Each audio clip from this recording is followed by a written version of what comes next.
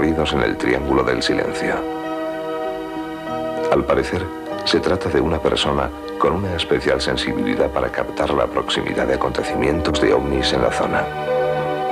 El mensaje yo lo recibí porque casi cada noche salía a la montaña, o solo con Pep Clement, el fotógrafo, llevamos las dos cámaras, y cuando hay anomalías dentro del mar supe que algo pasaría.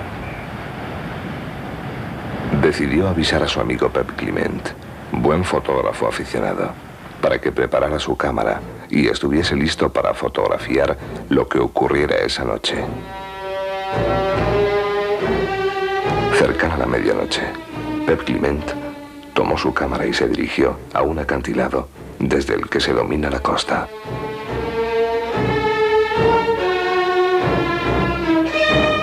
Pronto pudo observar que en el mar ocurrían fenómenos extraños.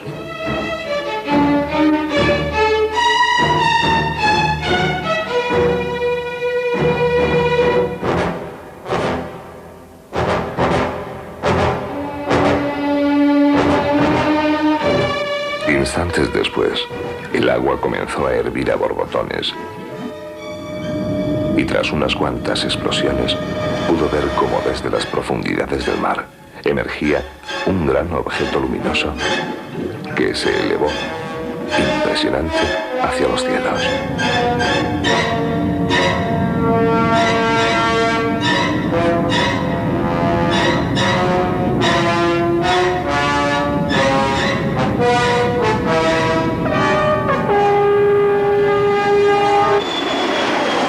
Mientras esto ocurría en Port Sayer, un avión Super Caravelle de la compañía TAE, pilotado por el comandante Javier Lerdo de Tejada, con más de 100 pasajeros a bordo, despegaba del aeropuerto de Son San Juan con rumbo a las Islas Canarias.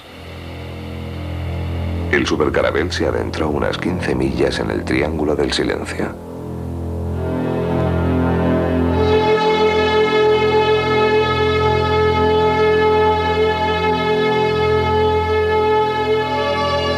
Nada más pasar sobre la isla de Esvedra, el piloto vio, con gran inquietud, un objeto que, desprendiendo una potente luz roja, se acercaba al avión a gran velocidad.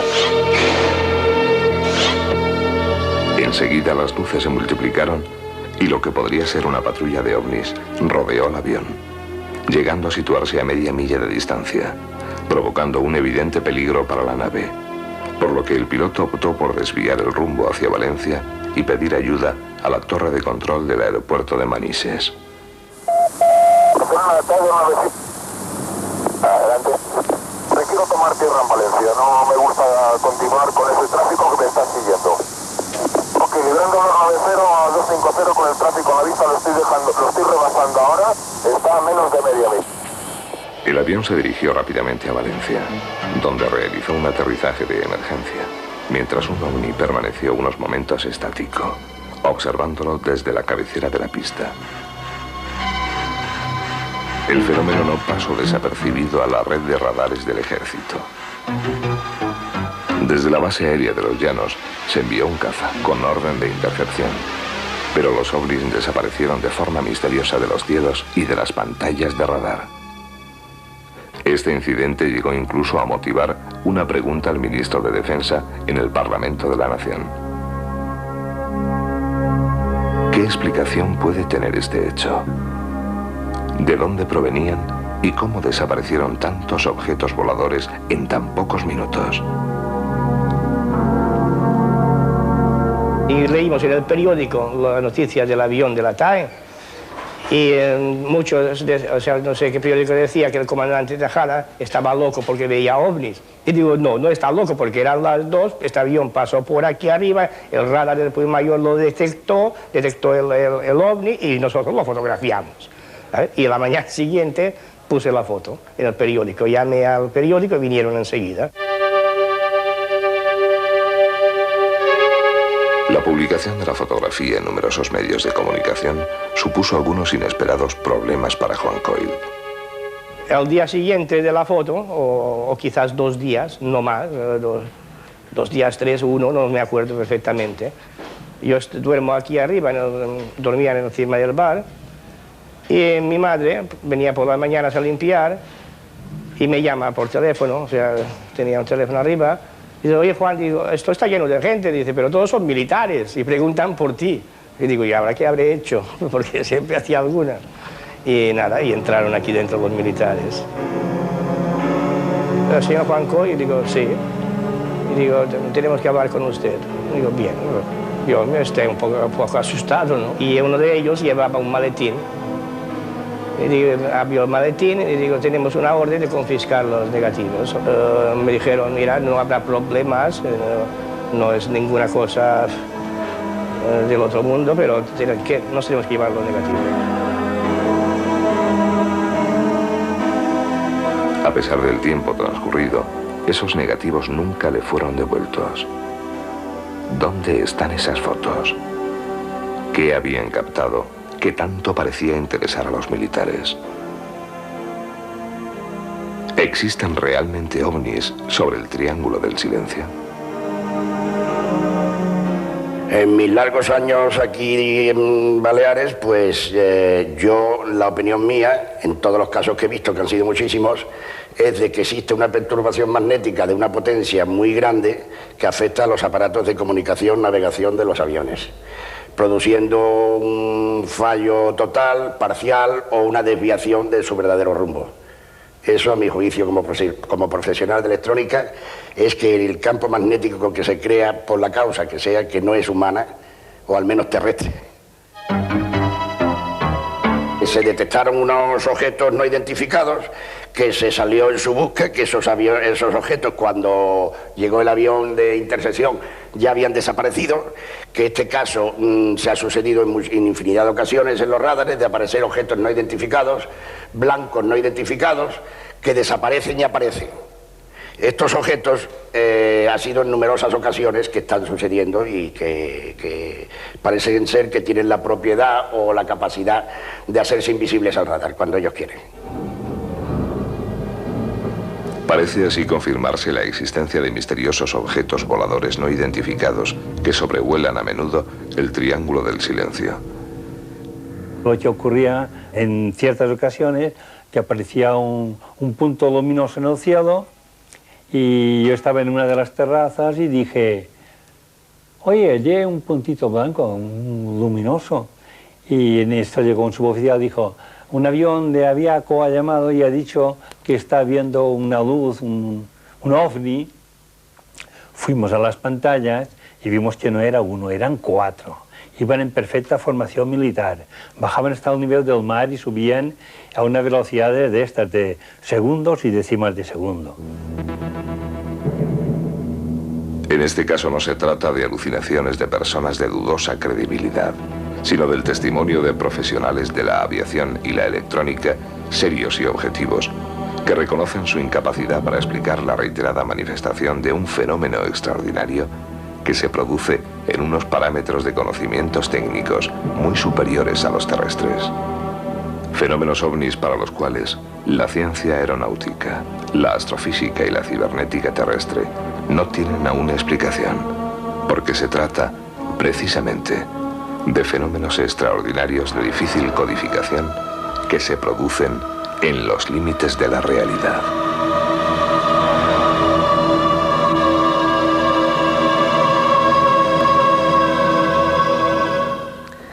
La verdad es que es el triunfo de mi amigo Andrés Gómez, que es un hombre que tiene fe absoluta en este tema, que ya estuvo aquí con nosotros.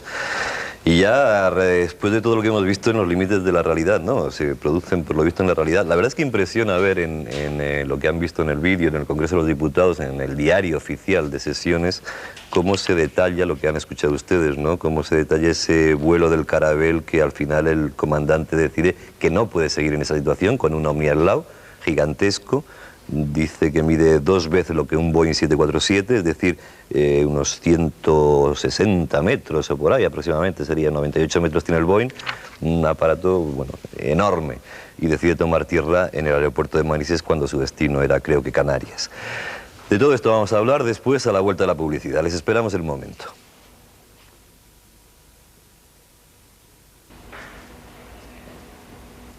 Al penúltimo de los personajes que ustedes veían en el vídeo antes de la publicidad está aquí con nosotros, es Pedro Crespí, teniente coronel del Ejército del Aire y ex jefe de la base aérea de Puymayor, en Baleares.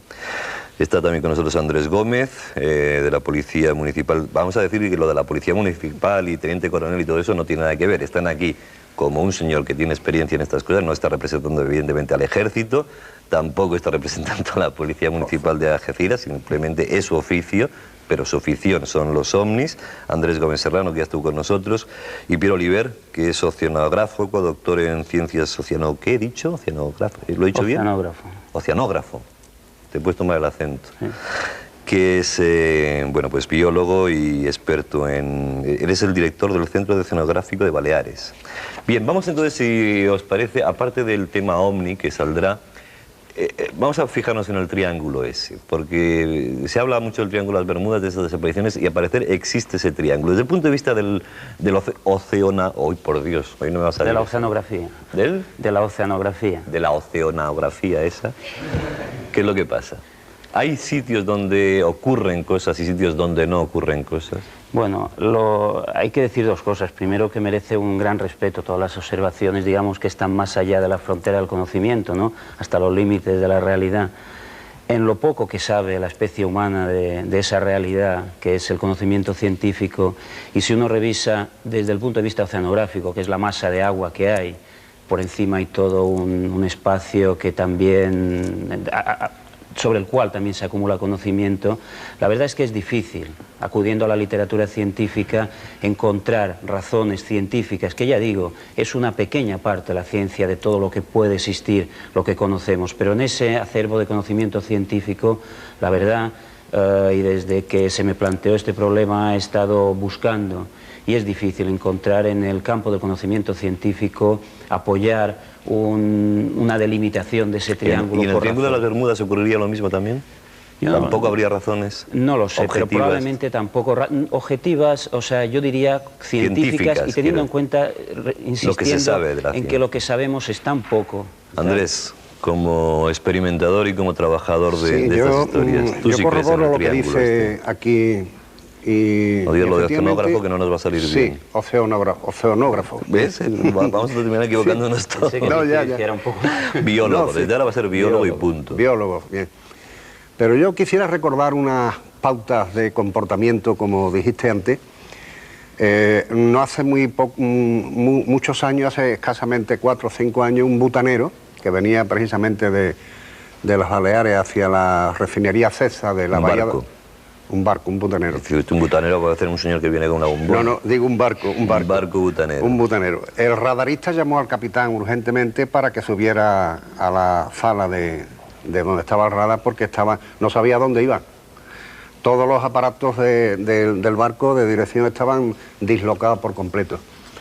Estaba viendo una serie de puntos de luces en el espacio que atribuían que era debido a aquello. Al día siguiente se dio una noticia por parte de una agencia y dijo que eran unas maniobras aerotransportadas de paracaidistas. Bien, yo no descarto que haya de noche unas maniobras de paracaidistas, pero lo que sí descarta el capitán de ese buque y cualquier persona sensata es que los paracaidistas bajen al mar y luego suban para arriba. Eso es difícil. Eso ya es difícil. Eso es difícil de admitir. También hay otra no hipótesis, sino realidad.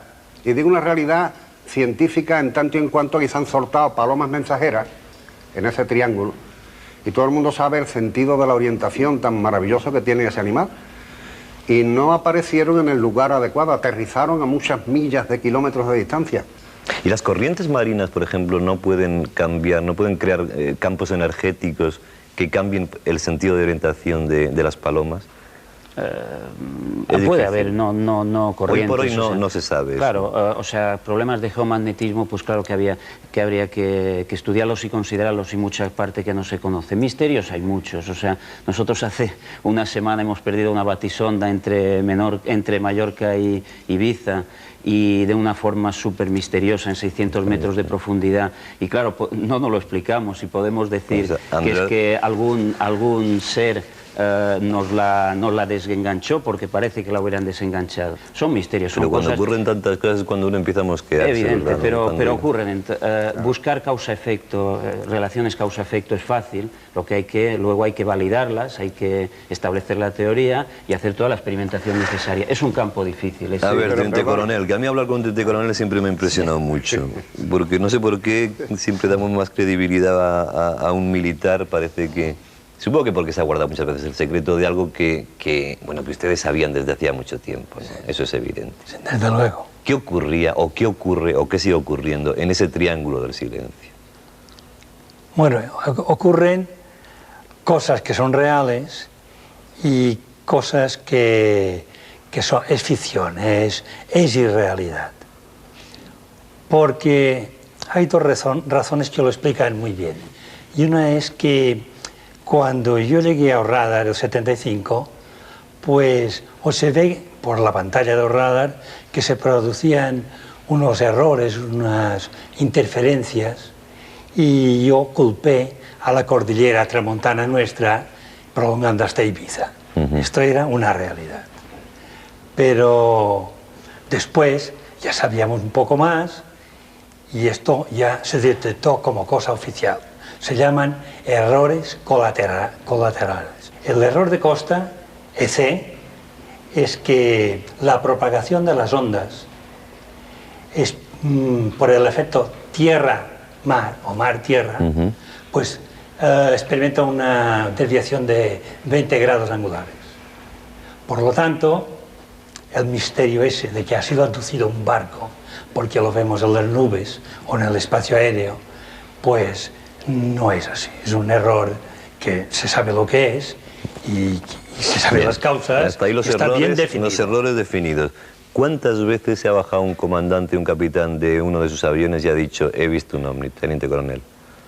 Yo lo he oído contar muchas veces, antes de estar en el radar y después, porque los pilotos de las compañías aéreas vivían en el pabellón de oficiales de la base de San Juan, y entonces estaba allí y nos contaban todas estas cosas. O sea, y era una cosa normal y que se sabía y que se asumía. Sí. Hay otras cosas que ya son inexplicables, que es cuando un eco, una traza, un blanco, atraviesa toda la pantalla de 200 en 200 millas a una velocidad de vértigo. La pantalla del radar la atraviesa de este a oeste. Algo. Sí. Y mantiene la altura, la velocidad, el rumbo. Entonces esta señal, esta traza, está movida por una inteligencia superior para mantener estas constantes. Vamos a ver un mapa de zonas magnéticas, creo que lo tenemos por ahí, de teóricas zonas magnéticas, de teóricas sitios donde ocurren todo este tema, con más frecuencia que en otros lugares. Andrés, ¿y tú cuál sería la explicación del ufólogo, del investigador? El ufólogo es bastante... Estamos viendo ahí con un círculo rojo. Es bastante elocuente. ¿El círculo rojo qué significa? Sí, esos son avistamientos ovni. ¿Dónde hay avistamientos? En cantidad y calidad. Y las otras, el círculo blanco con el epicentro amarillo, esas son las zonas donde se vienen detectando desde hace muchísimos años esas perturbaciones magnéticas de que estábamos hablando antes. Ajá. Yo sé positivamente que no todo lo que circula por ahí son ovnis, claro, está claro. Ni fenómenos de esta naturaleza es debido a la interacción entre el ovni y el objeto, el avión, el barco, etc. Pero lo que sí está claro es que no hace mucho tiempo, el día 5 de diciembre, por ejemplo, del 89, fue un año de una oleada tremenda, que todo el mundo se acordará del aterrizaje en Brno, en Rusia, de una nave en un parque público, de los avistamientos que ha habido en la parte de Andalucía la Baja, allí en la zona Campo de Gibraltar, que fue además escandaloso. Pues un Harrier de la Marina Española, con base en Rota, desapareció de la pantalla de radar a 4 millas de cabecera de pista. En el año 65 cayeron 6 aviones místeres franceses en la región de Huelva. Entraron en una especie de estrato muy raro, muy extraño, y se desorientaron de tal manera que cayeron y se tiraron en paracaídas. Y la confusión entre una nube y un platillo volante es posible. Sí. Tenemos aquí alguna foto también, creo sí, que hay tuya. por ahí fotografías en las que parecen nubes, pero no lo son. Eso es, esta que estamos viendo, ¿no? Que y yo he tenido de la lejos suerte, parecería sí, una nube. yo he tenido la suerte de filmarlo en Super 8, sí, en la que se ve perfectamente que no es una nube. Que se desplaza. Es un artefacto que además en aquel momento estaba siendo detectado por las pantallas de radar. Andrés, una pregunta muy breve. A mí lo que me mosquea es eso de que alguien sepa que va a ocurrir. Esa especie de aviso así ya telepático. Bueno, eso es premonición, ¿no? ¿Te refieres a premonición? Eso ya me... O a la práctica de Ouija para que nos conteste la Ouija si vamos a tener... Bueno, yo respeto la opinión de mucha gente. ¿A usted no le han avisado nunca que va a tener? No, bueno, sí. Tengo que reconocer que sí. Entonces no me diga que no. Tengo que reconocer que... Pero es que esto es algo físico. ¿Pero cómo le avisan? ¿Tú no has oído hablar nunca del señor X? El señor X. Claro.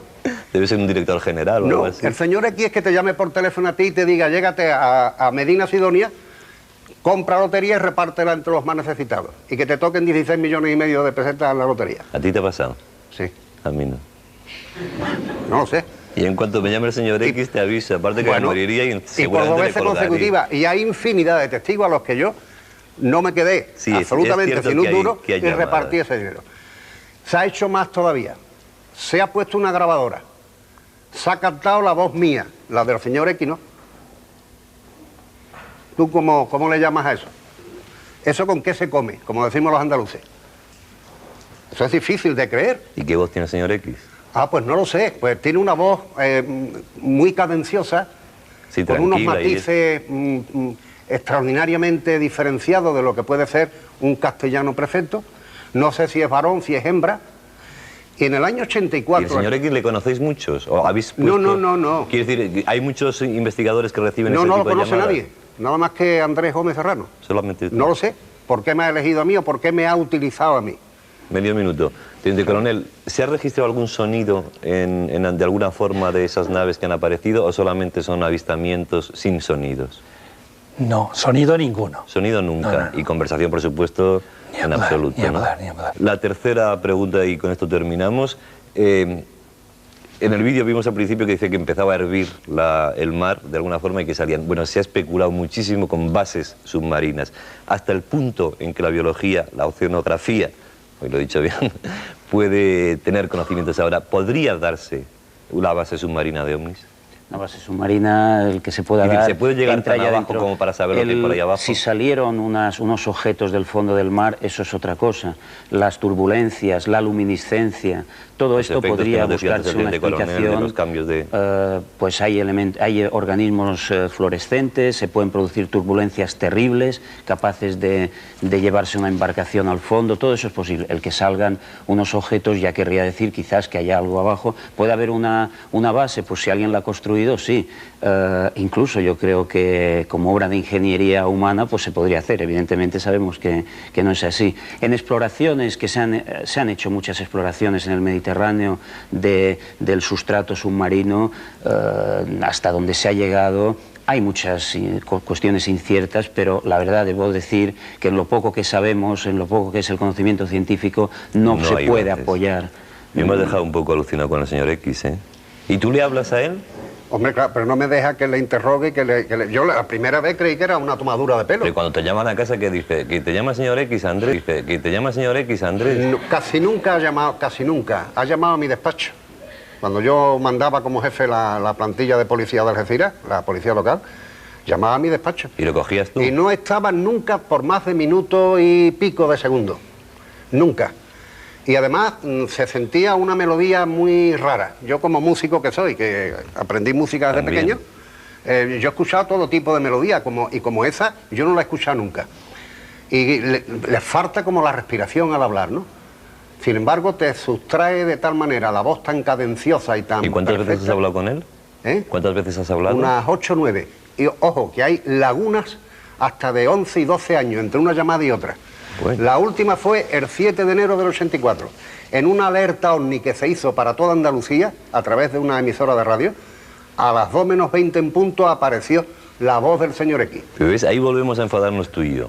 Porque si el señor X es un hombre, y bueno, es lo que sea. Yo no lo sé lo que es, Andrés. Bueno, lo que si sea. es hombre, si es, Pues que si te es dé una espíritu, yo no sé lo que es. Que te dé una explicación, porque siempre está... Si es que no te deja.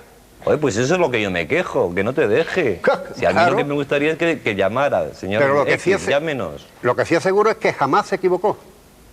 Jamás se Hombre, y equivocó. con los millones menos. Y empezó la primera llamada en el año 49. ¿Y cuántas veces te dijo lo de la lotería? ¿Una sola vez? Una sola vez. Eso quisiera yo, que me llamara otra vez y que me dijera que volviese ahí. O a Medina Sidonia o Candanchú, que me da igual. Que de seguro iría, por Ay, supuesto. Dios mío, vámonos a otro tema porque si llama el señor X que nos lo pase, que se venga aquí. Bueno, el Rey Midas, Ese es el americano. Rey Midas, realmente lo es. Vamos a publicidad y nos metemos con el monstruo del lago Ness. En un momento estamos con ustedes. Primeras pesadillas que hemos tenido todos cuando éramos críos. Aquí teníamos dos personas del público que se empeñaban en que veían caras ya. Y es que estamos todos un poco en los límites de la realidad. Yo me imagino que es el calor. No os rijáis, es verdad. ¿Veíais caras o no veíais caras? Estaban viendo caras en la pantalla grande esta que tenemos. Les decía que seguramente el lago Ness fue la primera historia más o menos mágica que todos vimos en un periódico, porque es una historia vieja. La primera fotografía de Nessie, que es como se le conoce al personaje este teórico que vive en el lago Ness, pues creo que es del año 34, según me han dicho aquí en la documentación. Vamos a ver lo que pasa en el lago Ness y después hablaremos con los expertos.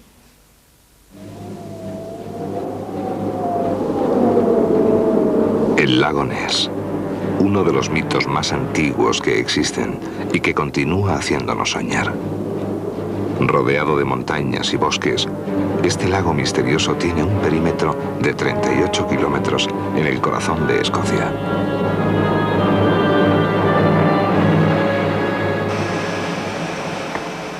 ¿Que cuando empezó a interesarme este tema?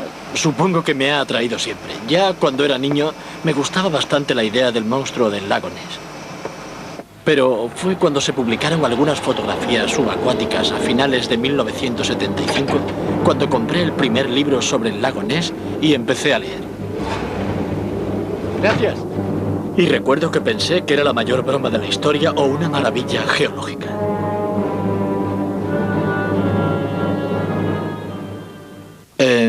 Los 3 años siguientes leí bastante y vine aquí por primera vez en el verano de 1979. Y desde aquella primera visita en 1979 hemos vuelto todos los años. Y durante ese tiempo he pasado 4.500 horas observando el agua. Durante una de las excursiones al castillo de Urquhart, Alistair Boyle realizará un descubrimiento inquietante. Al borde del agua encuentra un salmón despedazado. ¿Qué animal del lago puede tener mandíbulas capaces de un mordisco de estas dimensiones? Cerca del castillo se han visto muy a menudo monstruos. Se han visto delante del castillo y a lo largo de toda la bahía de Arquette. En esta zona es probable que haya grutas sumergidas o solamente rincones donde podrían vivir 1 o 2 familias de monstruos, o quizás solo monstruos aislados. Mi historia comienza un día sobre las 5:30 o las 6 de la tarde. Tuvimos que trabajar en el barco, en la popa. No voy a entrar en detalles, pero estaba rota. El hecho es que lo arreglamos aquel mismo día. Yo mismo y Billy Kennedy, un buen amigo mío. Y después él mismo me echó una mano para llevarlo al agua porque era un barco muy pesado. ¡Dale! ¡Bájala un poco! Sí. Ian y Billy meten el barco en el agua y se adentran en el lago. El motor parece responder sin problemas.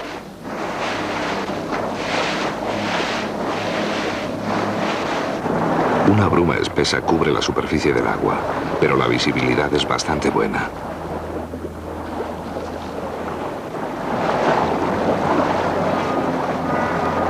¿Qué es eso que han visto? Intrigado, Ian decide acercarse un poco. Estaba a una distancia de más o menos 5 o 6 metros. Uno debía tener unos 5 metros de tamaño, de color negro, y el otro era de un gris claro. Yo estaba muy asustado, porque no sabía qué era.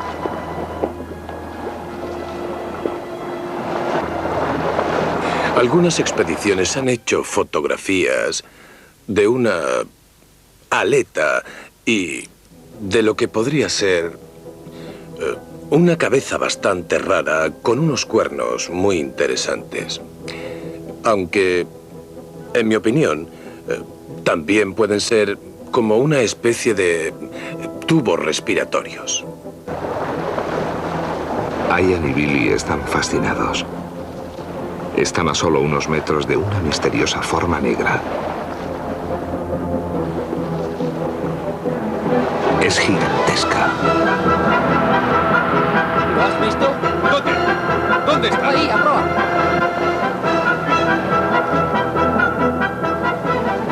He visto muchos peces por la tele, ballenas, delfines y tal, pero no era nada parecido. Tampoco era un tronco. Voy mucho a pescar y sé distinguir esas cosas. La verdad es que no sé qué era. De repente, el extraño bulto desaparece bajo el agua. Ian intenta seguirlo. Ahí hay otra cosa. ¿Dónde? Espera un momento. Billy decide ponerse en la parte delantera del barco. Voy a echar un vistazo. Ahí delante hay otro. Y de repente, dos enormes bultos negros acaban de surgir justo delante del barco.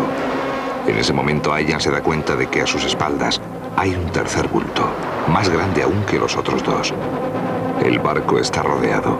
Estas criaturas podrían fácilmente hacerlo volcar. Billy, presa de pánico, va a buscar un chaleco salvavidas. Es un miedo a que te ocurra algo. Nunca he visto nada parecido. No sé cómo se describe un miedo a algo a lo que no has temido nunca. Es un miedo que nace de todo lo que has oído contar sobre el monstruo del lago. Has oído tanto sobre gente que ha desaparecido en el agua, cosas que se dicen, pero que yo nunca he creído. Sientes miedo a que te ocurra algo de eso. De súbito, una de las criaturas a la derecha del barco se hunde.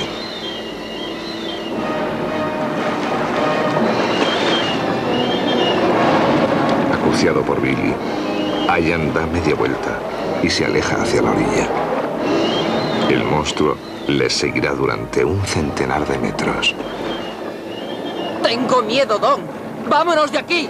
El testimonio de Don y Kennedy es la excepción que confirma la regla. Hablé con ellos y creo que lo que vieron es genuino en un 100%.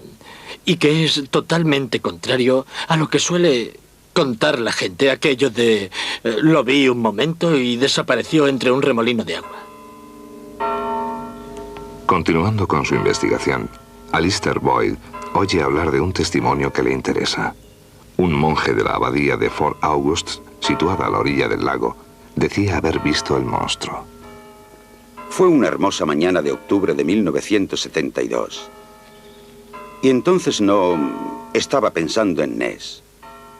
Pero teníamos un sacerdote de visita de Westminster y le sugerí que bajáramos al lago para contemplar la vista. Desde el jardín hay una vista preciosa.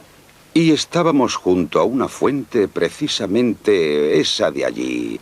Y de repente vimos una especie de fuerte movimiento en la bahía, por allí, a la derecha.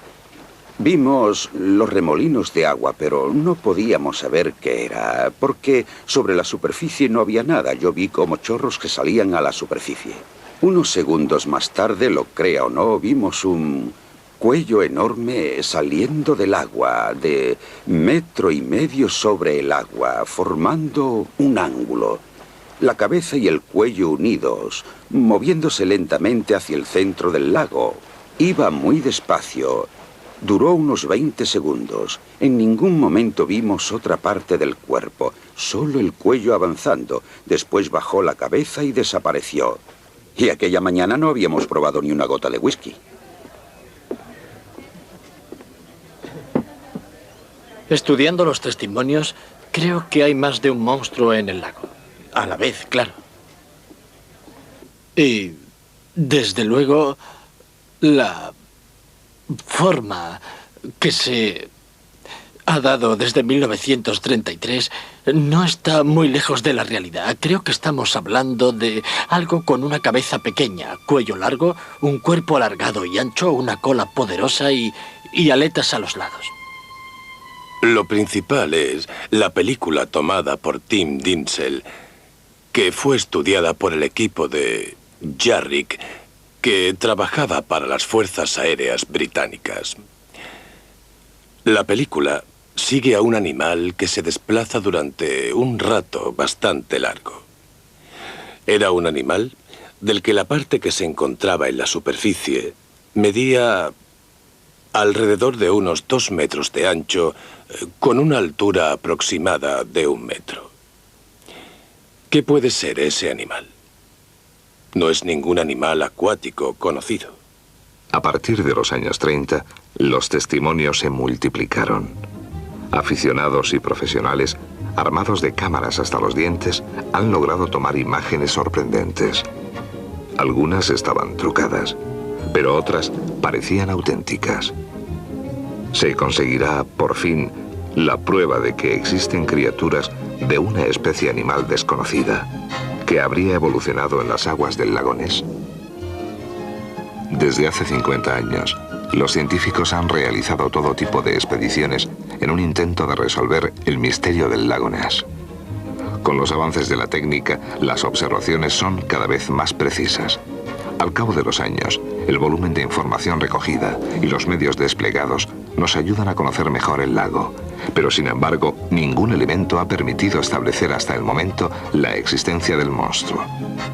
En 1987 se llevó a cabo la operación Deep Scan, búsqueda profunda. 20 embarcaciones equipadas con los sonares más sofisticados recorren toda la extensión del lago, pero los resultados no aportan ninguna prueba concreta. Así, los resultados del proyecto Urquhart, iniciado en julio de 1982 y dotado de un presupuesto de más de 500 millones de pesetas, no serán publicados hasta 1995. Sí se han conocido algunas informaciones. El lago es bastante más profundo de lo que se creía. Sus paredes no presentan ninguna cavidad submarina y un fuerte eco registrado durante 2 minutos desapareció bruscamente como había comenzado. En opinión de los científicos, el eco podría estar provocado por un gran remolino de agua o por una enorme masa en movimiento. Mi meta a largo plazo no es hacer una fortuna ni nada parecido de este asunto, que es lo que aparentemente hace tanta gente. No. Yo deseo ver a estos animales y que reconozcamos que existen para que puedan ser protegidos. Hay muchas amenazas para el lago de polución, piscifactorías y de algunos cruceros por el lago. Me temo que algún día pueda ocurrir algo a estos animales, a menos que alguien diga, sí, estos animales existen y merecen nuestro respeto y nuestra protección. En parte, me siento honrado por haber visto al monstruo del lago Ness. Hay mucha gente que lleva mucho tiempo, años y años buscándolo. Se resolverá por fin el misterio del monstruo del lago Ness cuando se conozcan los resultados de las últimas investigaciones. El misterio del monstruo que miles de testigos afirman haber visto desde la Edad Media.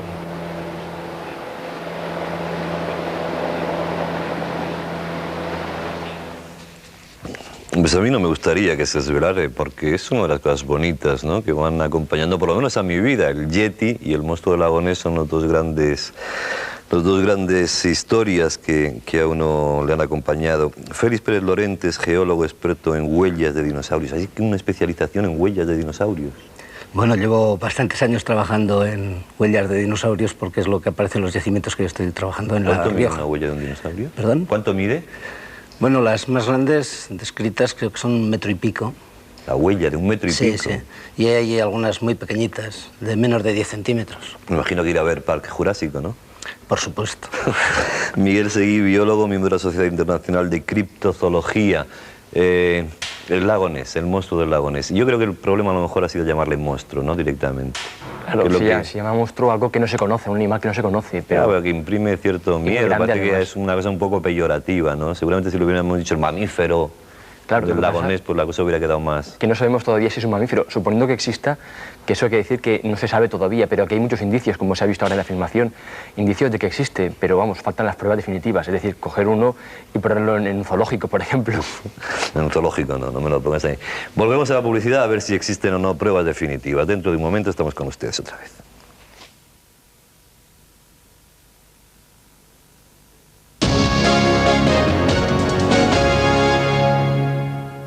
Venga, pues vamos a empezar entonces con el tema este ya después de la publicidad. Los dinosaurios que han sido también objeto de cantidad de cavilaciones a lo largo de la historia y ya parece que están clarísimos que existieron, que formaron parte de un supercontinente y que desaparecieron. ¿Por qué? Ese es un problema. Pero no solo... Esa es la pregunta todavía. Sí, pero no solo la desaparición de los dinosaurios, sino la desaparición de muchas especies animales y vegetales. Por ejemplo, a la vez de los dinosaurios desaparece el plancton calcáreo, desaparecen algunas plantas, aparecen otras. Es que no solamente son ellos, ¿no? Hay fósiles marinos como los ammonites o los belemnites que también desaparecen en ese momento. Y también es cierto que no desaparecen todos los dinosaurios a la vez, puesto que hay algunos que sobrepasan ese límite cretácico-terciario, cuando se habla del impacto del meteorito, de alguna de estas teorías, y hay algunos que lo sobrepasan y viven después. Y luego incluso prescindiendo de las aves, que se dice que son dinosaurios vivos. ¿Y la climatología puede haber, los cambios climáticos pueden haber influido en esa desaparición? Pueden haber influido muchas cosas, lo único que ocurre es que si influyen unos animales, ¿por qué en otros no? Esa es otra. ¿Qué es la criptozoología? Bueno, la criptozoología es la ciencia que intenta estudiar los animales crípticos, es decir, animales que todavía no han sido descubiertos por la ciencia. El monstruo del lago Ness o el yeti serían los más conocidos para el gran público, pero hay otros mucho más pequeños que se van descubriendo prácticamente año tras año y que son animales que todavía pues se descubren de repente. Por ejemplo, como hace unos meses se dio a conocer el descubrimiento en Vietnam del oryx de Boquang, que es un nuevo tipo de mamífero del tamaño de una cabra que vivía ya desde siempre, pero que hasta hace unos meses no ha sido descubierto.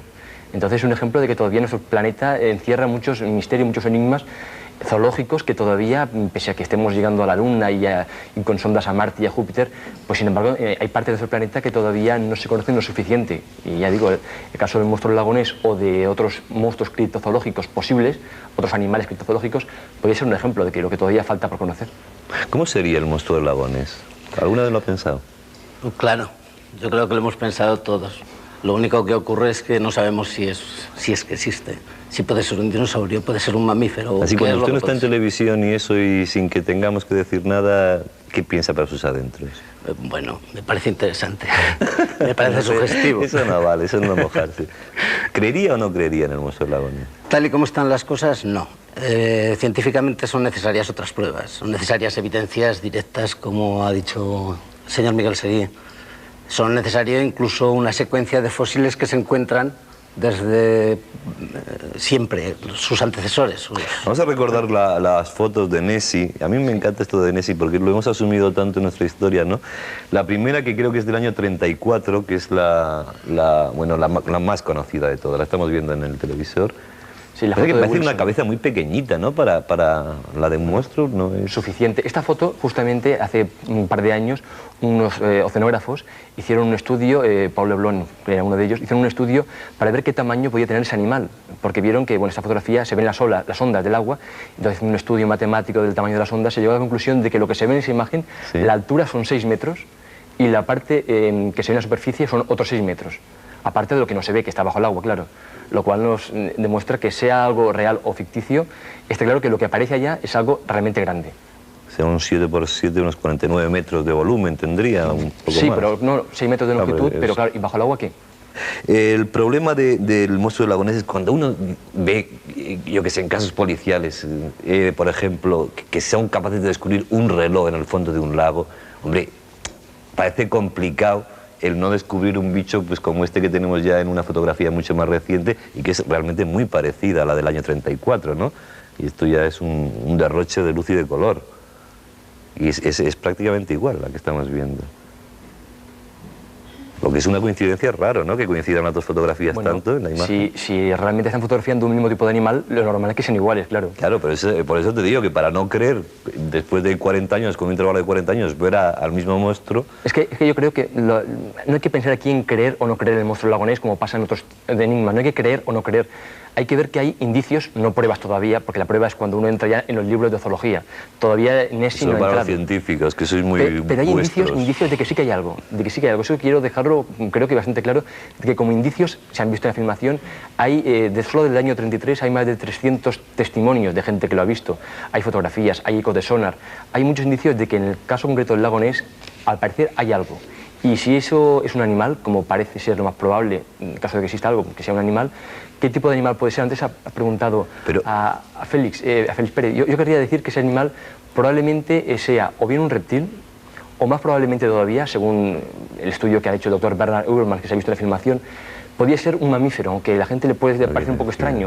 Un mamífero emparentado en cierta manera con las focas, pero de un tamaño gigante. ¿Con las? Con las focas, con los leones marinos. A mí cuando el cura ha dicho que veía ese que no había bebido whisky, que veía como un chorro de agua, he pensado pues, en las ballenas, ¿no? Por ejemplo, en ese tipo de... con algún mecanismo. Pero a mí lo que me sigue extrañando, es decir, si ustedes son capaces de coger un huesecito pequeñísimo y a partir de ahí reconstruir ya toda una realidad, ¿cómo es posible que con todos los medios, sigamos hablando sobre si existe o no el monstruo del lago Ness, que es una cosa espantosamente grande, según parece confirmarse? Y además no uno, sino varios. Claro, y encima no uno, porque el testimonio de los pescadores, estos que al final huyeron y hicieron bien... Si hubiera uno se moriría de viejo y se acabaría la historia. Pero bueno, y no se ha descubierto toda una familia de mamíferos en un lago que no es un mar, que tiene una cosa acotada y con todo lo que tienen ustedes ya a su alcance. Bueno, parece difícil parece difícil de creer que no se haya descubierto. Que no se haya encontrado, porque un lago, uno tiene una idea de lo que es un lago, pero es un lago, creo que es la mayor masa de agua dulce de Europa. Es muy profundo, tiene una profundidad de más de 250 metros, creo recordar. Y entonces, bueno, realmente, además es un agua muy poco transparente por su composición. Y bueno, pues sí, parece difícil, pero la cuestión es que la gente de vez en cuando lo sigue viendo. La gente lo ve, hay fotografías, hay ecos de sonar, o sea que allá parece que hay algo, aunque todavía no se encuentra. Tal vez el proyecto que está en marcha ahora, el proyecto Urquhart, logre encontrar algo. ¿No? El que se solucionaría, el que se hará público en el año 95. Exacto, están en ello y han dicho que ha habido un eco de sonar, a ver qué He leído en algún sitio, volviendo al Parque Jurásico, dejamos al lago Ness, que los dinosaurios podían volar, podían a lo mejor, que una de las teorías que se maneja es que fueran aves. Las aves está probado para los que realizan un tipo de estudio, los cladistas, que son dinosaurios vivos. Son un tipo de dinosaurios que se conocen con el nombre de terópodos y se encuentran, bueno, siempre hay un eslabón que se va encontrando entre todos ellos, pero hay pasos intermedios entre sin plumas y con fúrcula y sin fúrcula. Es el hueso. O sea, ¿una gallina sería una bisnieta de un dinosaurio? Claro. ¿Sí? Sí, así es. ¿Pero cómo podían mover esa masa? No, había dinosaurios muy pequeños, pero... Del dinosaurio gigante no tiene por qué ser, no es así siempre, ¿no? Hay dinosaurios, leí una vez en una revista que hay un hueso de un dinosaurio en el que se le dan unas dimensiones de 60 metros. Este es el más grande. Y los más pequeños, algunos son embriones, pero hay dinosaurios adultos que tienen el tamaño de una gallina. ¿De cuántos años atrás estamos hablando? Con esta tranquilidad. La revista esta que leí, ¿dónde está? No, en general, digo, de los dinosaurios. Los dinosaurios hablamos de 65 millones de años atrás. De 65 millones. Sí, solo. Bueno, parece que fue ayer. ¿Usted no le da rabia investigando que se gasten 7.000 millones en hacer una película? Yo no sé cuánto tendrán ustedes de presupuesto para investigar, pero me temo que no está por esa cifra. Algo menos, me parece. Bueno, vamos al lago Ness y terminamos ya con el tema este. ¿Qué posibilidades hay realmente de que eso se llegue a saber, aparte del 95, de que alguna vez termine ese mito? Bueno, la posibilidad es que se logre encontrar ese animal. Pero yo quería comentar una cosa, y es que todo el mundo habla del lago Ness, pero hay muchísimos más lagos en todo el mundo, en Escocia, en Suecia, en Noruega, en Europa, en otras partes de Europa. En Estados Unidos, en Canadá, que tienen su monstruo. En Estados Unidos está el lago Champlain con su monstruo que le llaman el Champ. También diminutivo. Y en el lago, en Canadá, el lago Canagan tiene el Ogopogo, que es otro monstruo que también hace apenas un par de años fue localizado también con sonar. O sea que son muchos lagos, siempre con una característica común, y es que la temperatura del agua está entre 0 y 20 grados. Esto se ha visto siempre. O sea, lagos fríos. Aguas frescas, aguas más bien frías. Entonces, esto es una cosa que apoyan la hipótesis de que más que un reptil podía ser un mamífero en cierta manera emparentado con las ballenas, con las Hasta ahora, aparte de los testimonios, Miguel, lo fundamental es el eco ese de 2 minutos que apareció y desapareció. Varios ecos. Varios ecos que se cogieron en esa historia. Sí. Y lo más chocante son los cuernos. Porque los cuernos del monstruo del lago Ness deben ser unos pedazos de cuernos. Sí, bueno, son no tampoco tan grandes, pero bueno, igual unos cuantos palmos de cuernos, sí. La cornamenta, la del pobre monstruo. A mí me daría mucha pena que descubrieran la historia del Nessie. Yo me gusta que siguiera así en el misterio. Seguramente porque no soy nada científico, ¿no? Y porque me prefiero agarrar a la leyenda que a otras cosas, pero en principio me gustaría que no se descubriera. ¿En España hay algún monstruo de estos? De estos tan... ¿Algún lago, algún tipo de...? Se han hablado de un lago, por ejemplo, el lago Bañolas, se ha dicho que se había visto algún extraño animal poco conocido. ¿En Bañuelas? Bañolas, en Cataluña. En Bañolas, sí. Y bueno, podría haber algo. De todas maneras, España, para este tipo de monstruos, estamos demasiado al sur. El agua es demasiado cálida. Es demasiado cálida. Pasan los 20 grados. Pero ¿Y la temperatura del agua en qué influye? ¿En la supervivencia? Bueno, el frío siempre ha conservado más posibilidades de vida, ¿o no? Que es un animal que se parece adaptado a ese tipo de temperatura. Pero si vamos a aguas más cálidas, por ejemplo pasa en el centro de África, también hay otro tipo de enigmas, de animales. En el caso de Mokele Membe, que según las descripciones, ahí sí que iría yo, que sería seguramente un posible descendiente de los dinosaurios. Un pequeño dinosaurio de unos 5 o 6 metros. Ese es su mundo. ¿Se podría encontrar un dinosaurio ahora mismo? Me apetecería, sí.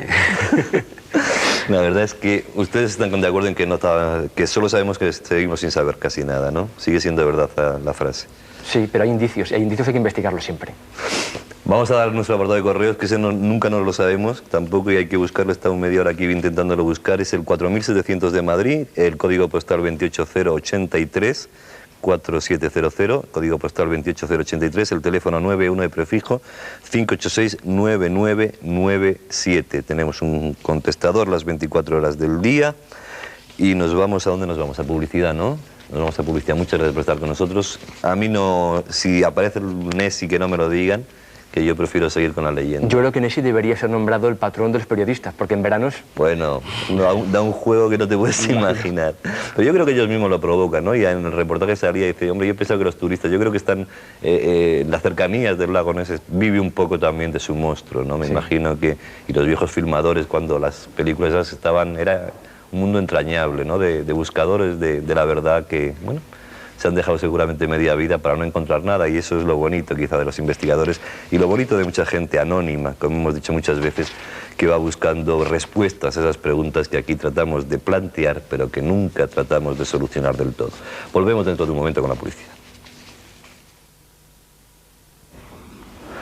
Bueno, pues después de dos historias, digamos light, porque lo del lago Ness, a pesar de todo, pues es light, el triángulo del silencio. También vamos a un tema verdaderamente que está en los límites de la realidad, a un tema de la reencarnación, una vieja historia también entre los misterios que rodean al hombre. Vamos a hablar de un caso de una chica que se llama Angélica, no se lo voy a adelantar, pero que tenía fascinación por todo lo inglés y descubrió por qué después, descubrió el porqué de esa fascinación. Está con nosotros Emilia Pola. ¿Cómo prefieres que te llame, Emilia o Maga? Maga y Sale. ¿Te gusta lo de Maga? Sí. Bien. Héctor González, que es psicólogo, hipnólogo, y también tenemos a Jenny Maqueira es, ¿no? Sí. Que luego nos contará su caso, que es verdaderamente espeluznante. Vamos a ver primero la historia de Angélica y después entramos en el debate.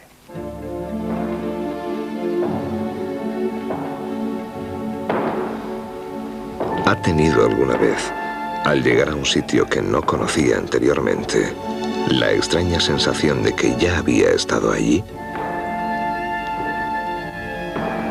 ¿Ha tenido la inexplicable impresión de un momento ya vivido? ¿O la inquietante sensación de haber existido en otro tiempo? Angelique van den Kerkhoff ha vivido una experiencia fuera de lo común.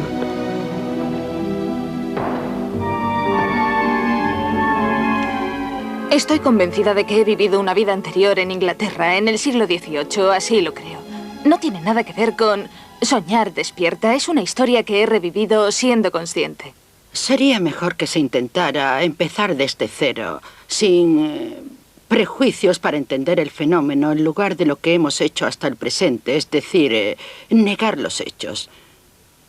Para un biólogo, para un científico, existen hechos. Y esta persona es un hecho. Mamá, me gustaría mucho ir a una academia de inglés. ¿Ah, sí? ¿Por qué? Pues para aprender inglés. Bueno, ya veremos. Sorprendida por la determinación de su hija y dejándose llevar por su intuición, Daniel van der Kerkhoff matricula a Angelique en un curso de inglés. Angelique. Now you have to imagine her dream. Perfecto. ¿Puedes traducirlo? Ahora tienes que imaginar su sueño. Muy bien. ¿Ahora puedes responder a esto? Sí. Adelante. She can be dreaming about her teddy bear, or she can be dreaming about going on holidays. Or she might have some friends and she might live in La profesora no puede creerlo. Desde los primeros cursos, Angelique habla un inglés casi perfecto. Cualquiera diría que había nacido y vivido en Inglaterra. to swim in the waves, and she likes to go with friends to the beach. Tengo 4 hijos y de los 4 es la única que ha tenido tal pasión por el inglés y por todo lo referente a lo inglés. Es realmente increíble, pues no solo se desenvolvía hablándolo, sino que también lo comprendía. Mis otros hijos han estudiado el inglés que estudian los chicos en la escuela, pero nunca lo hablan entre ellos. Es la única de mis 4 hijos. Intrigada, la profesora habla también con Daniel, pero la madre de Angelique no puede dar ninguna explicación a este fenómeno. Es sorprendente. Lo habla como si fuera su idioma materno. 10 años después, e irresistiblemente atraída por Inglaterra, Angelique decide instalarse en este país durante un tiempo. Acompañada de su madre, descubrirá Londres, la capital. Se movía por las calles de Londres sin ningún problema. Me decía, por aquí he pasado. Se movía como si estuviera en un país que ya conocía. Sin embargo, Angelique no había estado nunca en Inglaterra con anterioridad.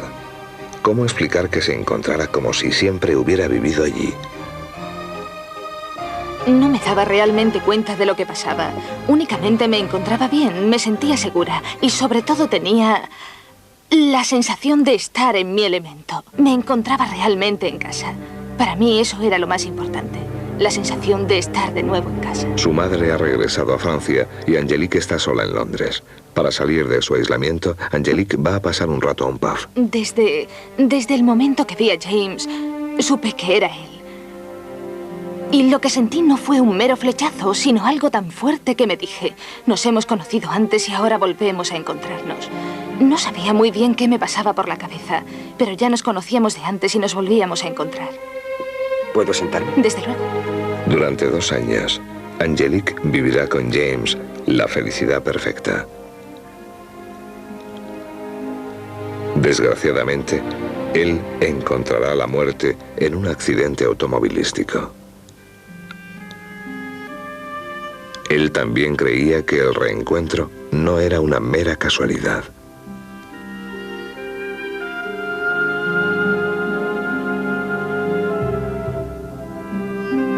Cuando James murió, me encontré totalmente desamparada. Mi vida carecía de sentido.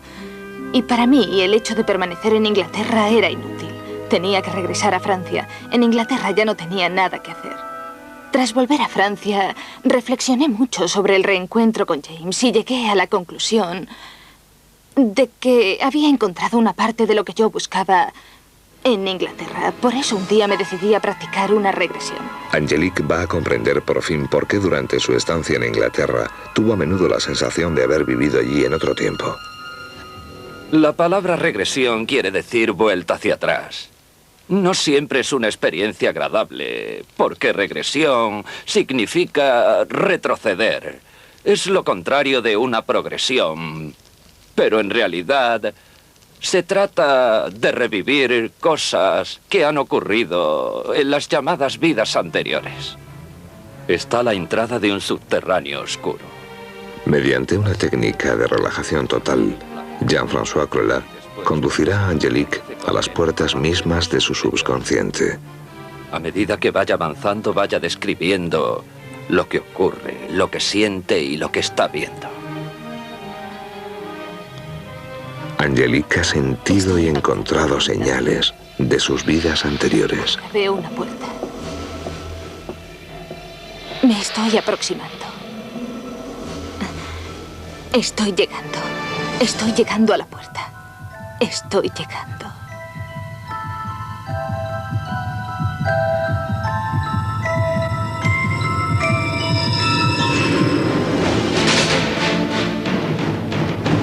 Cuando cruzo al otro lado de la puerta, soy una niña pobre, sucia y descalza.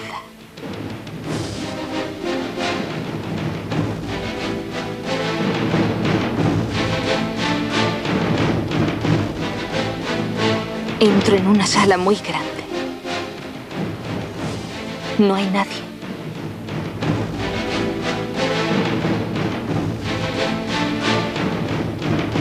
Veo un libro sobre el escritor. Me acerco. Lo abro.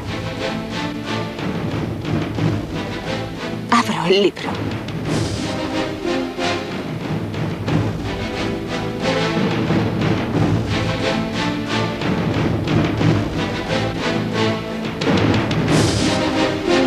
Un hombre con una peluca avanza hacia mí. Está enfurecido y habla en un idioma que desconozco. Me da miedo.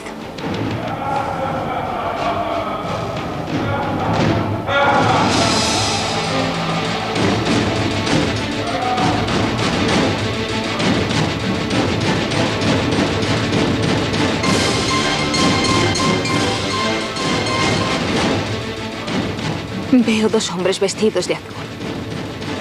Me hablan en inglés. Les entiendo, pero sigo teniendo mucho miedo. Tengo miedo.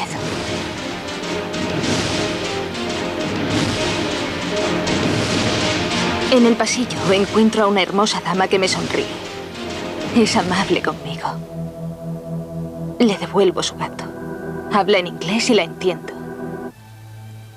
La dama me devuelve a casa de mi nodriza. Es muy buena conmigo, pero muy pobre.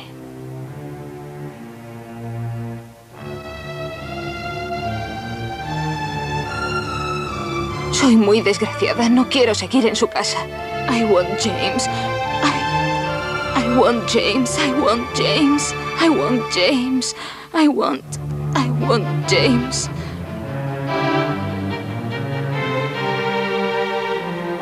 James es mi amigo y quiero que venga conmigo.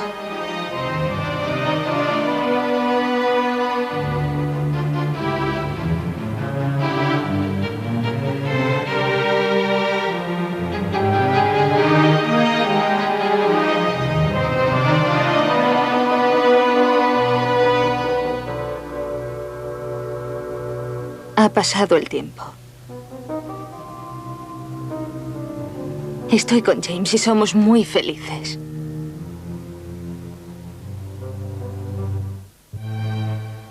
Ha pasado el tiempo. Es un día muy triste.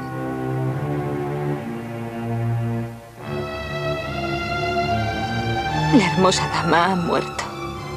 Y James está a mi lado.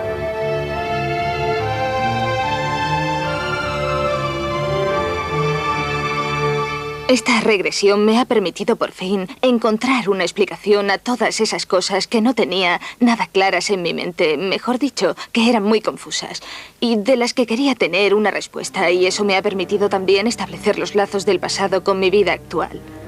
Ha sido estupendo.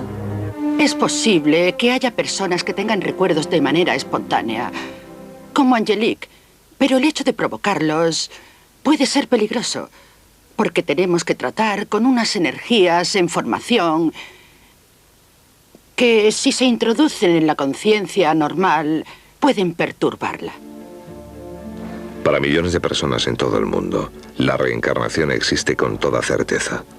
Cada uno de nosotros habrá vivido, según estas teorías, numerosas vidas anteriores. ¿Habrá encontrado Angelique una de las suyas?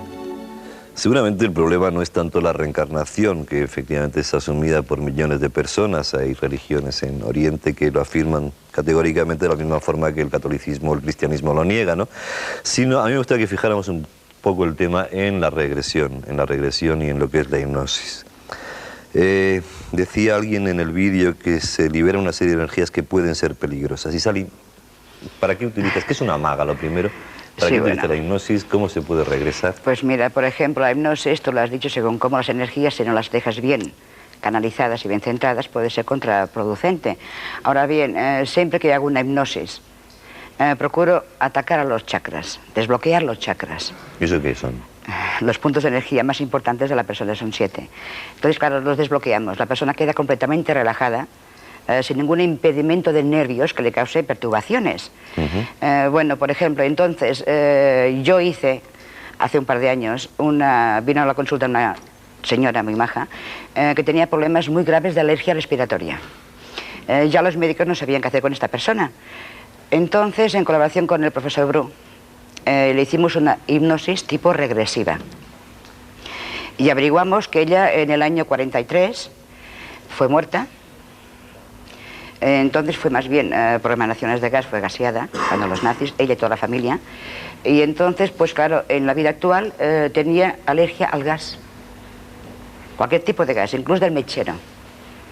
Bueno, pues ya averiguando de qué le venía a esta señora este problema, en 2 o 3 meses la pusimos completamente bien. Hay datos, dicho así, datos, sí. La hipnosis es una especie de chollo que acabaría prácticamente con todo. Pues sí. Por ejemplo, con el psicoanálisis, evidentemente, porque no hace falta que uno vuelva hasta el trauma que le ocasionó el problema, según Freud, si aceptamos a Freud, y ya está, y se solucionarían todos los problemas, Bueno, porque es el que otro día Freud, vimos en alguna cadena un testigo que había regresado nos contó la pasión de Cristo prácticamente en directo. Hombre, es un poco duro de aceptar. No, bueno, es que yo te diré una cosa, por ejemplo, hablamos de hipnosis a nivel curación, a nivel otras vidas, que esto es chiste. Entonces nosotros pues desbloqueamos a esta persona y ella piensa y lo reconoce en otras vidas, como por ejemplo esta chiquilla que hablaba. Pues bueno, puede ser la memoria clásica. Esto es genoclausia, cambio de lenguas. Cambio de Eso se idioma. produce con cierta frecuencia Claro, en se las produce, regresiones, claro, ¿no? que demuestra que... ¿Qué dice un psicólogo ortodoxo, digamos, de todo esto? Porque la hipnosis, el problema es que llamas al 903, a un 903, y hay un señor que hace hipnosis en televisión y te soluciona los problemas. Te hace espectáculo y te hace terapia. Luego vas con gente que está operando a través de la hipnosis y evitando el poner una anestesia, lo cual pues tiene muchos beneficios para gente que no puede admitir una anestesia. Los psiquiatras, los psicólogos, es decir, hay una confusión tan grande que ¿ante qué estamos? ¿Ante un espectáculo, ante una forma de curar o ante un sistema más, ante una terapia más? ¿Eso de hipnólogo qué es? ¿Dónde se estudia? Bueno, quería comentarte, antes además me has presentado como psicólogo e hipnólogo, y yo te debería decir como psicólogo nada más, porque hipnólogo no existe. Es decir, no hay títulos de hipnosis, no hay títulos de hipnólogo en ningún sitio serio. Simplemente la hipnosis son técnicas nada más, son técnicas de sugestión. Y con esas técnicas de sugestión básicamente lo que haces es trabajar con capacidades de un individuo, con la capacidad de imaginación, con la capacidad de implicación emocional, con la sugestionabilidad. Pero no hay ninguna magia, absolutamente ninguna. Y a mí la verdad es que me sorprende oír toda esta teoría sobre la hipnosis, sobre todo porque es una teoría que, como dices tú muy bien, puede ser cierta, pero sin embargo no hay ningún dato empírico sobre ella. Hombre, hay 50 testigos que lo pueden atestiguar, pacientes y míos incluso. Sí, no, y funciona muy bien, sí, sin claro que medicamentos, sin nada. Claro Funciona estupendamente bien. Pero ¿cómo podemos darnos creer que esta chica que hemos visto realmente fue inglesa? Hay datos, es que hay datos, de verdad. Y tú te vas a Tel Aviv, a Holocastro, donde están los ficheros, y lo puedes comprobar. Yolanda Elke se llama. Es que me queda simplemente un punto de duda en las regresiones, no en la hipnosis como terapia, efectivamente, ¿no? Yo quisiera sino explicarte alguna cosa sobre, si me permite, sobre el tema de la regresión. Durante los años 70 se hicieron investigaciones bueno, pues muy serias y sobre todo muy concienzudas de cara a algo que en Estados Unidos se conoce bien, aunque en España por el sistema judicial que tenemos no se utiliza, que es la hipnosis forense. En hipnosis forense se utilizan técnicas para intentar que una persona recuerde un acontecimiento generalmente de carácter traumático que precisamente por esas características traumáticas ha sido olvidado, entre comillas. Entonces lo que se hace simplemente es volver hacia atrás. Con lo cual hay que decir que la regresión es un término que lo único que nos expresa es simplemente una técnica para facilitar el recuerdo de memorias a lo largo de la vida. No voy a entrar en lo de las otras vidas porque eso ya sería demasiado elucubrar. Luego hablaremos de la reencarnación. Con lo cual, bueno, pues lo único que se pide o lo único que se hace a través de la sugestión y a través de la sugestionalidad del individuo es que la persona recuerde cosas que pensaba que estaban olvidadas, lo cual no quiere decir que hubieran desaparecido. Claro, porque estaban en el cerebro, quiere decir. Es decir, está en el cerebro y está un poco archivado por el cerebro, claro, metido en la memoria clásica. cerebro. Y mediante la hipnosis, pero entonces entramos en el problema de la encarnación.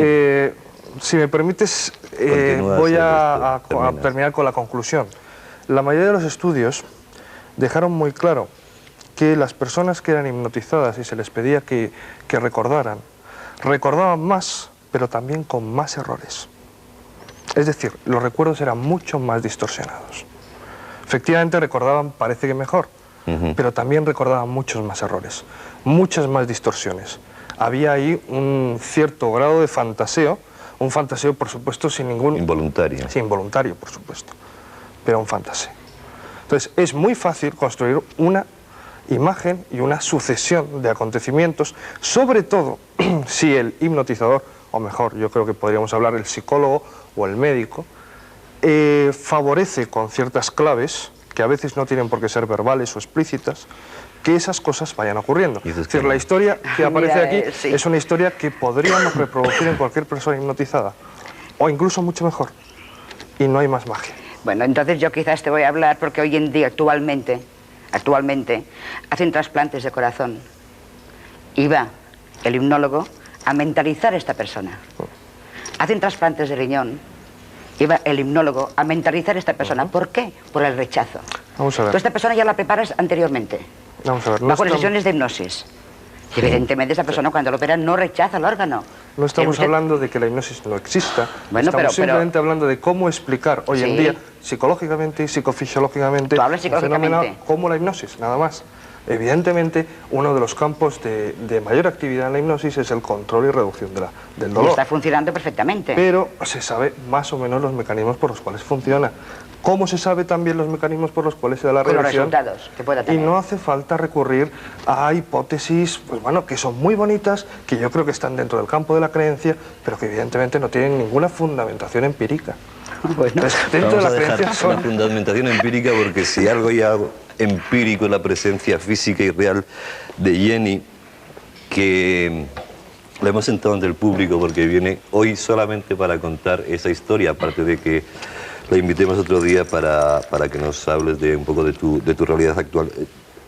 Cuéntanos brevemente cómo fue tu historia, por qué llegaste a la conclusión de que tú has vivido otra vida. Bueno, a mí me gusta, bueno, siempre he sido bastante intuitiva, lo voy a resumir bastante. Me gustaba mucho todo lo que tenía que ver con los Pirineos, caminar por la montaña.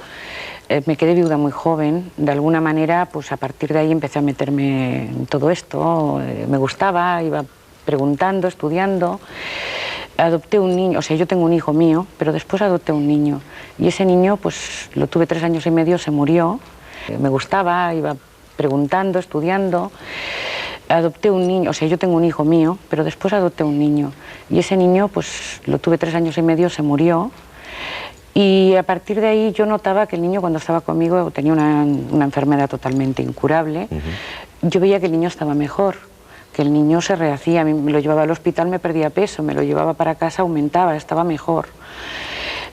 Siempre había tratado de evitar, de alguna manera, el tocar a las personas, el darles un beso.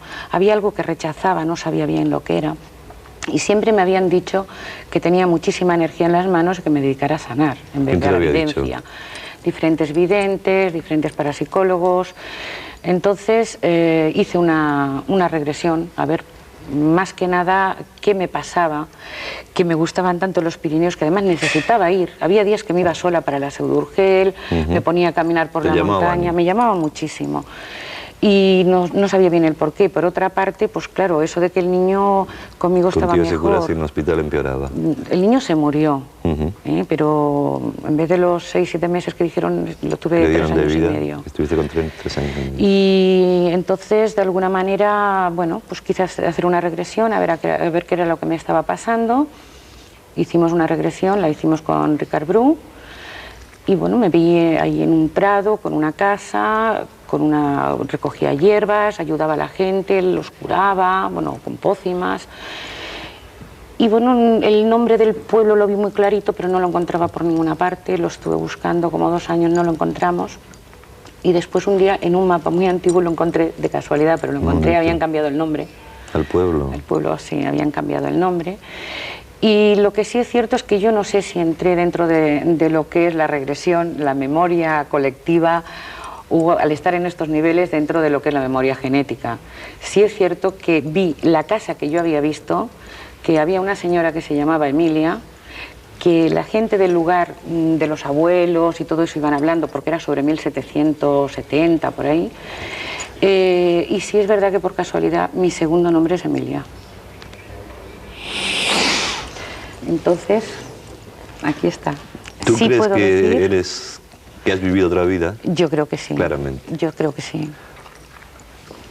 Bueno, es complicado aceptar, porque yo acepto el tema de la hipnosis y entiendo, ya hablaremos de tus posibilidades ahora, porque entiendo efectivamente todo lo que decías tú. Lo que me cuesta mucho es que si es algo que provoca el cerebro, hombre, que el cerebro continúe en otra persona de hace 2 siglos, quiere decir que yo podré recordar hasta que empezar a pensar, pero difícilmente puedo recordar lo que mi cerebro no tiene, la información que mi cerebro no tiene. El cerebro no es la misma persona, son 2 personas, el cerebro no tiene nada que ver con una reencarnación. Pero la hipnosis sí, con el cerebro. Hablamos, ya, bueno, hacemos revivir otra vida que ha tenido anteriormente. Pero es que ese es el problema, es que esa vida, ¿dónde está archivada? Pero hay que saber preparar a la persona cuando vas a hacer una hipnosis tipo regresiva. Te he dicho antes que primero destapamos y bloqueamos todos los chakras, Andrés. Hay que saberla hacer y preparar. Y yo lo hice conjuntamente con el profesor Ricard Bru, que es un hipnólogo. Eso que dice mi amigo que Héctor, que no existe lo de hipnólogo. Que es, hombre, oficialmente... Hombre, yo tengo un diploma de hipnosis, que está reconocido, no sé, pero yo lo tengo. No, sí, y he pagado un dinero y he hecho unos estudios. Y he perdido un tiempo estudiando, porque para mí no es perdido. Yo tengo mi diploma de... De todas maneras, yo creo que separaría, es un tema complejo, podríamos discutir muchísimo, y no llegaremos a ningún lado. Hay dos niveles en este tema, como en casi todos los de este campo, y es el nivel de la creencia, el intento de justificar una creencia, y después el nivel de la ciencia. Es decir, la ciencia tiene sus normas y trabaja con una serie de reglas. Entonces, si queremos hacer ciertas cosas científicas, tenemos que jugar con las reglas de la ciencia. No podemos hacer que somos científicos y luego saltarnos las reglas a la torera. Entonces, lo que yo me temo es que aquí se hacen supuestos a priori y se intentan buscar datos que fundamenten ese supuesto a priori, cuando normalmente la investigación científica opera de una manera inversa. ¿Y dónde empieza la ciencia y dónde empieza la parapsicología? ¿Y dónde termina una y dónde termina la otra? Eso sería muy discutible. En cualquier caso, la ciencia es un método, es un sistema de conocimiento ni mejor ni peor. Y la parapsicología es un resultado para mí, cuidado. Y es bueno que empecéis a discutir juntos, ¿no? Que hasta ahora ya era dificilísimo traer a algún científico para discutir de parapsicología. Siempre había una especie de rechazo, de decir, yo no me mojo en esta historia. Y yo creo que eso sí que estamos avanzando entre todos, a pesar de que luego hay espectáculos que todavía sigan jugando con cosas que me parece que son yo definitivamente actualmente, serias, Andrés, ¿no? vivo para mi trabajo.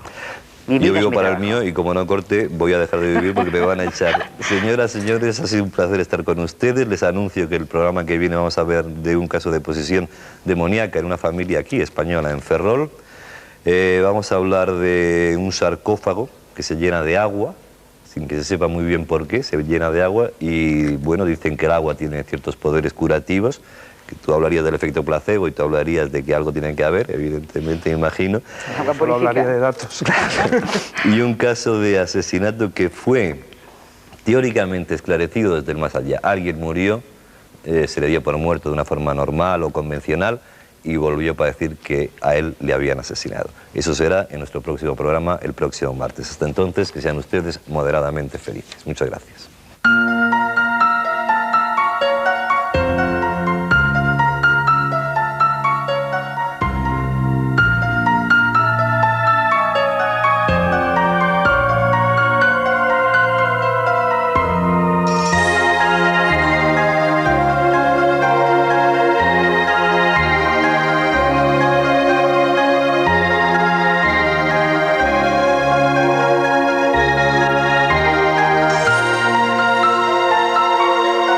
Thank you.